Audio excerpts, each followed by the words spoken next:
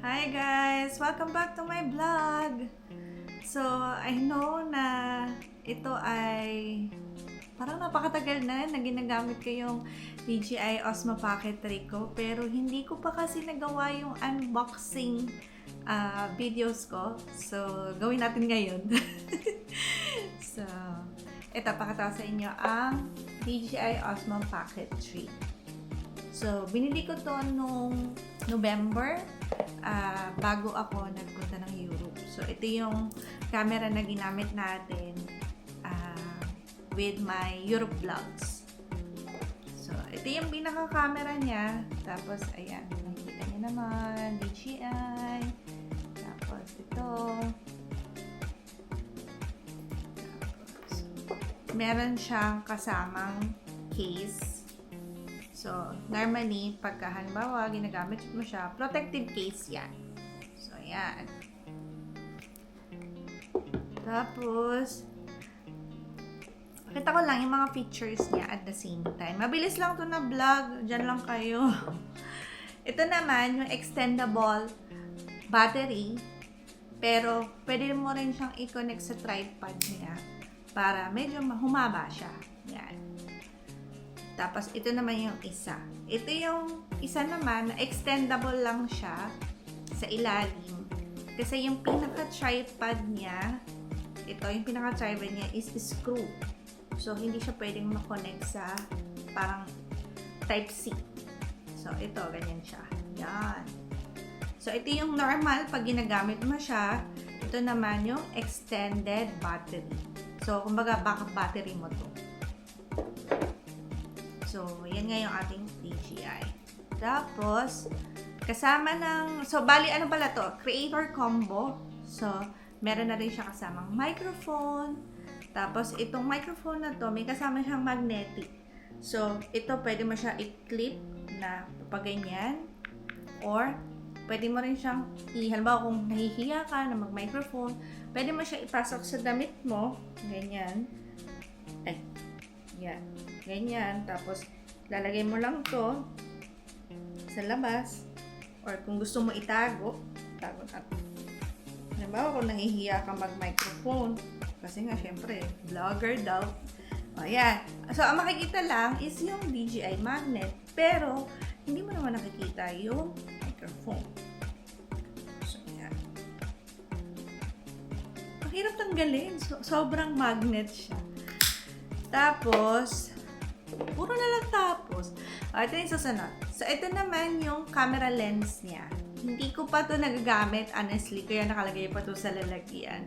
Hindi ko siya ginagamit, pero parang protective, ano lang naman to dun sa camera. Tapos, may kasama rin siyang ganito. Kaya lang, hanggang ngayon, hindi ko maipasok doon. Yung dito sa side na to, meron siya para pwede mo siyang hawakan. Kasi, pag wala naman tong handle na to, is ganyan lang siya kaliit.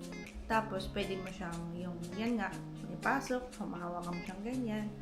Pero, hindi ko pa rin siya maipasok hanggang ngayon talaga. Yung bag niya na may mga ano to, may mga magagandang pocket sa loob. So, ito, para pwede mo ilagay yung extendable dito. Pwede mo rin, actually, ilagay diretso yung camera mo para protective. Kaya lang, since may case na ganito, hindi na kasya. So, yan. Ilalagay mo lang yung mga items mo dito. So, pasok natin. Yan. Tapos, sa pinakaloob niya, ganito, may pocket siya. Ito. So, maayos siya. Aside of that, meron ding USB para pang charge mo. Ito yung dedicated wire para dito sa DJI Osmo Pocket 3. So yan, naipasok na natin lahat. Tapos ito, lalagay ko na siya lang ganyan. So, mostly ng mga vlog natin ay ito yung ginagamit ko.